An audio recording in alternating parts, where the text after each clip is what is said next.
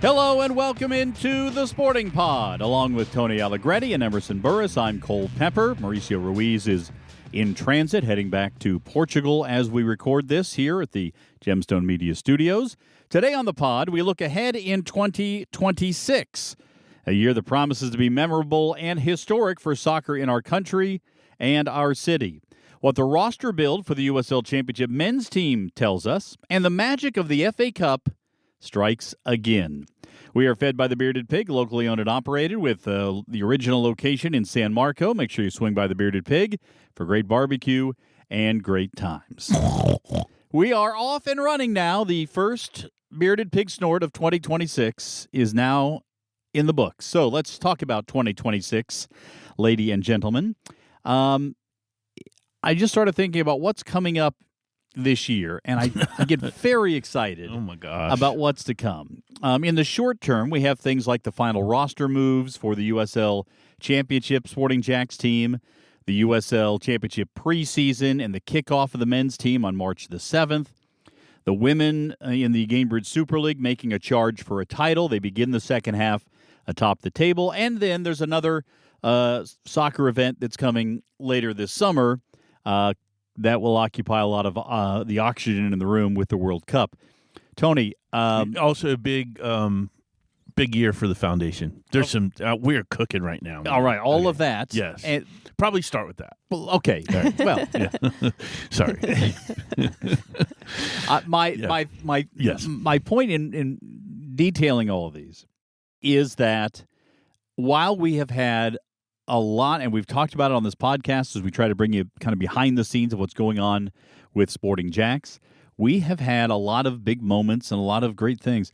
But everything is going to be going on in 2026. There's an avalanche of soccer, and I love it so much. I'm really getting excited for it. So, bring it on. Bring 26 on. 26 is everything, everywhere, all at once, Emerson. Yeah, we're going to be busy. Yeah. I'm excited, though. I have said this since I was probably freshman in high school. I'm so much more productive when I'm busy, and I just stay focused, and there's lots to focus on in 2026. And I'm already checking some things off that I hadn't done since being in Florida, since moving here in May. I went to my first high school girls game last night. Yeah, that's and right. It was great. You went to a matchup of the top two girls soccer teams in our area. Mm-hmm. Ponte Vedra, who's ranked number 1 in the nation by Max Preps, and Bartram Trail. That's it. Okay. And Bartram Trail, and it was a 3-1 PV win. A lot of great talent on that field for sure. It was a cold night, so just give us a quick summation of what you experienced. Yeah, it was really cold, and I really thought it was going to be warm when I moved to Florida, but Anthony Ortiz is hooking me up with a Sporting JAX coat. But no, it was great. I took my roommate with me. We both grew up playing soccer. She played in college. I played in high school, so some good memories, and it was funny. Both of the coaches were chit-chatting before the game, chit-chatting at halftime, and Avery, my roommate, and I looked at each other. This is not how it was back in Kansas City and in Virginia, so it was nice. We talked about the rivalry after the game. I talked to some of the seniors on Ponte Vedra after the game, so it was a fun night. Dave Silverberg and Jen Rodriguez, by the way, two of my favorite local soccer coaches. They are great coaches who do a great job with their programs and are so engaged with the entire soccer community and like working together to try to lift the game. And it jives in a lot with what we've talked about, Tony, about what Sporting JAX is all about, trying to just raise the level of the game everywhere. Yeah, we're a family, and Sporting JAX is so blessed to be part of that fabric and work with all of these, not just players on the field, but all these coaches. And there are a ton. In fact, we should do some inventory with Bruner, maybe. How many academy coaches coach middle and high school? Mm-hmm. I can think of 10 right now. Yeah. So we're part of that fabric. We're happy, and Jacksonville has always been a great soccer culture and soccer hotspot. But it's growing now. Yeah, it's going to be great. So again, looking ahead in 2026, we're going to get into the men's roster here in just a bit and how that impacts what we'll see on the field. But I do want to give some attention here to the women who will have their next game, their first game as a first-place team, coming up on January the 31st when they host Carolina Ascent. It's the first of 3 straight home matches to start the second half of the season. Tony, there is a real buzz about this team within the team and within the Gainbridge Super League to see an expansion team sitting atop the table at the midway point. Yeah, I mean, it's I think we're a target now, obviously, right? Where I think we've seen too, as we start playing teams for the second time, they're adapting. We're seeing different, answers to us, but we've had a transfer window too. So like there's there may be some surprises here. I am really stoked. I think there's like 3 games in 7 days for us with the 10 days. Yeah, I think it's the 31st, 7th, and 11th. I believe. Yes, our first Wednesday game. Yeah. Okay, 12 days. Yeah. All right. Yeah. So, but that's a lot. A lot of soccer in a short amount of time. You mentioned the new additions. One is not really a new addition; it is a continuation. But I think a huge move and a great move for the team. They signed Julia Lester, who had been on loan from Seattle Reign. She has been an absolute warrior. Didn't miss a single minute all season long. And Stacey Balaam mentioned this week at training that people didn't know this, but she played several games with broken ribs. Jeez. I mean, she is one bad mamma jamma. And man, I can't even move. I wouldn't even get off the couch. Yeah, and she was out there playing every single minute. So she's signed a contract through the end of the year. And Casey Smeckrud has been added, who is a wingback and defender. And Casey has a previous bit of experience, played a couple seasons in the USL W League with Alan Kirkup as the head coach there in Lexington. Alan now the assistant here in Jacksonville for Stacey Balaam. And I think she's going to add some athleticism. She's tall, strong, and can run. And so that'll be a big plus. And then the other one, Christina Roque, the former Florida State Seminole, 2-time national championship winner, the ACC goalkeeper of the year in her time. She's on loan now from Racing Louisville. And talk about strengthening a position that has been strong. I mean, Caitlin Parks has been terrific of late. So that one is building. This was a team, Emerson, that clearly was not just sitting on laurels. I mean, they wanted to. They've looked at this and said, "What is it going to take to win a championship?" And making moves to try to improve those odds. Yeah, and I think one thing we need to point out is we talked to the new faces at practice earlier this week, and we asked how they're getting integrated with the team, and everyone has said it is such an easy group to form into.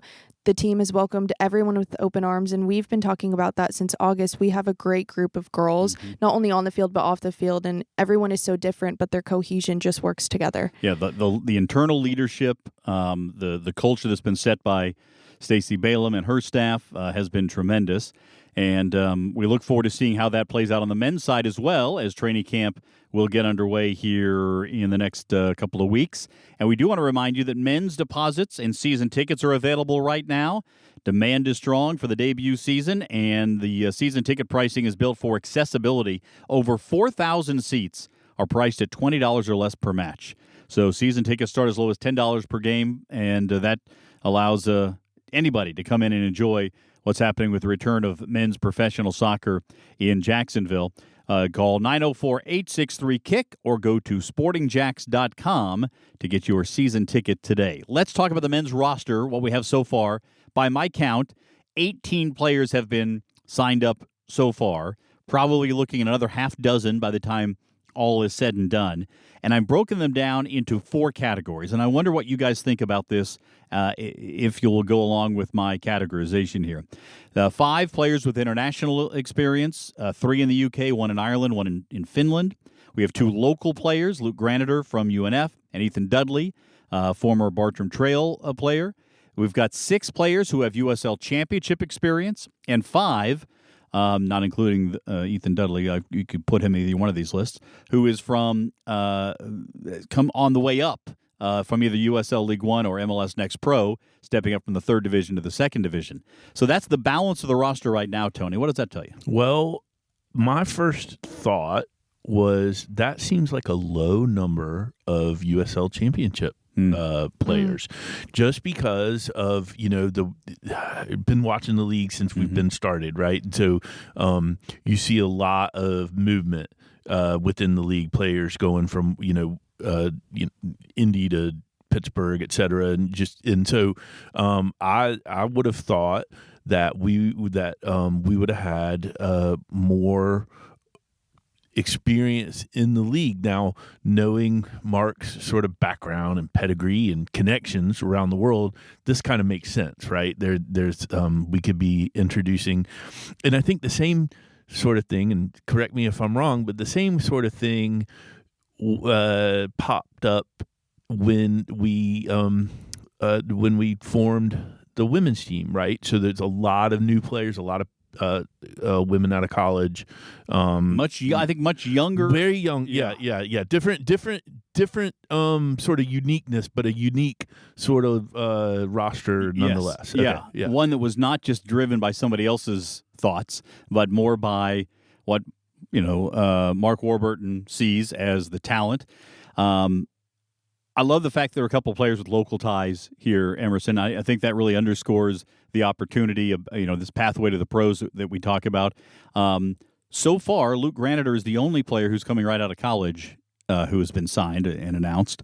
So it is a little more of a veteran group, but I think it's fair to say that the level of play in the USL Championship demands more experience for the most part than it might in the Super League, where the gap between the top women's college soccer programs and the professional ranks may not be quite as large as it is between the top men's college ranks and the second division in men's pro soccer. Well, I feel like Mark Warburton is always cooking up something special, and I put my full faith, trust, and pixie dust in Liam Fox and Mark to bring together a great group of guys. I mean, I've met a couple of them. They all seem great, and if it's anything like the women's side, they're going to be great on and off the field. So I'm excited for the season to start in March. It is going to be a high bar to be met, and we'll see what some of the other players to be announced coming up here shortly. Where they will fall into some of these things in terms of the what category. But I think I think you'll probably see some more players who have experience from the USL Championship to be signed up. Yeah. I think that's one area for sure. Now that I've complained about it. Now that you complained about it, what they say, make sure Tony's happy with the roster. So we're going to go ahead and make sure that's on the up and up. So we'll continue to follow that. By the way, great way for you to enjoy Sporting JAX on the women's side is with a family pack. Groups of up to 8 can get a ticket, a meal voucher for hot dog, burger, chips, and a drink. You can choose any game on the schedule. Go to sportingjax.com and call 904-863-KICK to get your family pack today. Also want to remind you that for the latest on what's happening with Sporting JAX, you can tune in on TV and radio. The Sporting JAX Report comes to you every weekend on NBC 12. This weekend it is a noon Saturday, but sometimes it's 12:30 Saturday before Premier League action on NBC 12. And you can join us every Tuesday at 6 for the Coaches Show on 1010XL. You can listen live and on demand on 1010XL.com. The likes of Mark Warburton, Stacey Balaam, Liam Fox, Sporting JAX players will be joining me. And now we're going to add Emerson into the mix as well on that show. Whoop. So tune in for the Coaches Show on 1010XL. All right, let's talk about the FA Cup magic that happened. This tournament, played in season in England, has a tradition of providing memorable moments with big upsets, and this past weekend, there are two I want to talk about. First, it was Wrexham beating Nottingham Forest to advance to the fourth round. That's the first Premier League win, or first win over a Premier League club for Wrexham this century, and that wasn't even the biggest win of the weekend. Macclesfield, a 6th division team, beat the FA Cup holders Crystal Palace to knock out the champs. This is a club that had to be reformed about 5 years ago because of some financial struggles. Again, playing in the 6th division. And this is like a junior college team beating the Lakers is the comparison I've made. One of the guys who played on the team walked back into his job on Monday as a teacher, and he got a standing ovation from his students at I think it was an elementary school. I would hope so. Yes. Yeah, what a legend. Yeah. That's awesome. The manager of Macclesfield is Wayne Rooney's brother. Yeah. And they're playing with a lot of emotion because recently one of their players died in a traffic accident, and so they're playing with him on their minds. But Tony, I mean, we talk about March Madness in college basketball and upsets and the craziness. This might be the biggest upset in FA Cup history. Yeah, well, and it's arguably the best tournament in the world, right? And so these are the things that it's just storybook, and it's amazing. And you look at the pitch, and just like it's such a treat. And so that's the most wonderful thing about football. It's a game of its laws. So if you drop anywhere on this planet, you're playing the exact same game, the exact same rules, and so sometimes you get tournaments. U.S. Open Cup used to be this way. Maybe it will be again one day. Where you get tournaments where you literally do have a David versus a Goliath, and this has happened, and I can't. It's so tremendous that they beat Palace, which is a pretty in form. They're not as good as they were obviously last year, but Premier League team like Wrexham beating Nottingham is not a story to me. Like it's not as big. It only is because of the following the Wrexham. Sure, has of course, developed. yeah, and it is obviously a massive upset, but this is like you said, it's it's my Pee Wee team beating the Eagles. Yeah, it's remarkable. By the way, I had never heard of Macclesfield. Yeah. Well, I've seen it on the train, schedule. Yeah. So for those of you who would like to know, it's just south of Manchester. I'm going to estimate from this map something like 15 miles southeast of Manchester, maybe 25 to 30 miles southwest of Sheffield. So, this is a beautiful part of the country, beautiful little town, and I mean, they have to be riding high, and they'll play in the fourth round. But this is sort of the magic of these kind of cups, and it's not quite going to be the same, Emerson, with the USL, the Prinks Tires USL Cup. Yeah. But if we can continue to grow that and continue to regrow the U.S. Open Cup, we can get some of those kinds of upsets. Well, in the FA Cup, I'm looking at all of these teams. There's so many that I've just never ever heard of, but. Speaking of Crystal Palace and that game, Chris Richards was just named U.S. Soccer Player of the Year. True. U.S. Male Player of the Year. Well deserved. Yeah. So. And shout out, Emerson wouldn't remember, but you remember the world class guys, right? Do you remember Christian, who was he is a dead ringer. I don't think he's as tall or as haircut. But like the hair, but then like the sunglasses and the little mustache, dude. He is Chris Richards. Like, so we need to do like a fake Chris Richards watch party and bring Christian out. Well, sorry, I'm digressing again, but I just think that'd be a lot of fun. It's a real inside. Basically, we have a Chris Richards walking look-alike amongst us. Yeah. All right. Let's get to our Premier League contests, shall we? Sure. It's been a while since we've had a show, so let me just recount the results. We've had 3 match weeks since we last did a podcast, I think. Let's see.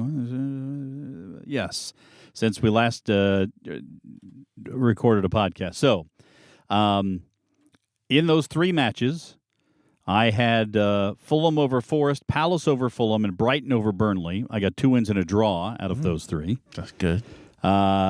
Emerson had Bournemouth over Burnley, Palace over Spurs, Brighton over Burnley, a win, a loss, and a draw. Yeah. Mauricio had Palace over Leeds, Everton over Burnley, Liverpool over Fulham, a loss and 2 draws. Tony had Man City over West Ham, Everton over Burnley, Brighton over Burnley. Poor Burnley's in the whipping boy here. Yeah. 2 wins and a draw as well. So the standings as of the moment. In first place, Antonio Allegretti. 11 wins, 3 losses, 3 draws, 36 points. I'm in second with 10 wins, 3 losses, 4 draws, 34 points. Mauricio in third, 8-5-4 for 28 points. And Emerson closing fast with 6-5-6, 24 points, just 4 points from catching Mauricio. Mauricio has shared with me his pick for this week, and that is Newcastle over Wolves. Remember the rules. You cannot pick the same team more than twice. So Mauricio has picked Villa, Man U, Arsenal, Everton, and Liverpool all twice, and he's now picked Newcastle for the first time, so he's clear to pick Newcastle again in the future. Tony Allegretti, you've picked Forest, Chelsea, Man City, Everton, and Brighton twice. Who do you like this week? Have I picked Liverpool at all? You have not picked Liverpool once. Right. I think they are going to stomp on Burnley, but I'm not going to take them. Oh, I'm gonna try for parity, maybe. I don't know, just to be nice. I'm going to take an upset, and I'm going to go against Mauricio. Oh, you're going to go Wolves? I haven't taken Wolves twice, but this will be my second Wolves, I think. Let me check here. It will be your second Wolves, yes. Yeah. See who's bold, who's in first, has picked Wolves twice. You now is the answer to that question. Thank you. Okay. I am going Aston Villa over Everton. Sorry, Tony. Big mistake. All right. By the way, you've taken Newcastle and Brighton twice, and this is your first time taking Villa. I have taken Palace and Brighton twice. So this week I will be taking Spurs over West Ham. Sorry, Stacey Balaam. Spurs at home over West Ham. This is the second time I will have taken Spurs, so that will be the last time. That was the upset that if I had not picked the one that I picked, if I had not picked Wolves, I would have taken West Ham over Tottenham. And, that's the Balaam Warburton derby. Yeah, that's right. So there might be some cursing. I don't know. From somebody. From someone. Stacey may have been gotten herself into a relegation zone emotionally with West Ham. So hard. Well, and also, Emerson, that's a pretty good pick. Thank you. Everton's got so many people out right now. We're in AFCON. Like, our midfield is out of town. So, yep. All right. That is... Wait, one more thing. I also have one more thing. Yeah, you want to go first? No, or go ahead. Alphabetical order. You got it. All right, I'll go first. So, Foundation, we've got new camps coming up. We're going back to Saturdays. Saturday mornings. We start February 14th, Kip Bold City High School. As always free. Always free. Go to sportingjax.com/foundation to get more information and to register. Always free, high-quality soccer on high-quality pitch. Thank you. Have you guys heard about the new movie about soccer coming to Netflix that's currently in pre-production? I have not. Well, there's a new movie coming to Netflix that's in pre-production. It's called The 99ers. Oh, yes, I have heard about Okay. this. They just cast Mia Hamm. Emily Bader, who will be playing as Mia Hamm. And I'm so excited. I've That's met all. Mia Hamm. Have you? Yeah, she's amazing. That's cool. I don't, what year was that? Oh my God, I'd have to think. I met the 97ers. Okay. Back then. All right. Yeah. I wasn't alive then. Yeah. Well, that's all right. There's a lot of things I was doing before you were alive, Emerson. Some of which can't be told. The 97ers played Australia in Pensacola, where I was working at the time. So yeah. All right. Well, I have nothing else to add. Okay. So that will do it. And we had a 99er in town last year. We did. So yeah. Bryce Scurry. Yeah. Pretty cool. The Secretary of Defense. Yeah. All right. That'll do it. I'm going to wrap it up here. Mauricio, we look forward to having him rejoin us next week. We will have more on the Sporting JAX Report on Saturday. And we appreciate you listening to us here on this podcast. If you've made it all the way to the end, please share with your friends and soccer fan associates. Let's continue to grow the community around soccer in Northeast Florida. And on that note, and to say thanks, we've had a few people come up at the tailgate. We do a tailgate every match. It's on the way in. You can't miss it. Beer and food with the ultras. Handful of people have been talking about the pod at the tailgate. So if you're listening right now and haven't been by the tailgate, please come. Please do. Yep. All right, that'll do it for Emerson Burris, Tony Allegretti, and the absent Mauricio Ruiz. I'm Cole Pepper. Thanks so much for listening to The Sporting Pod.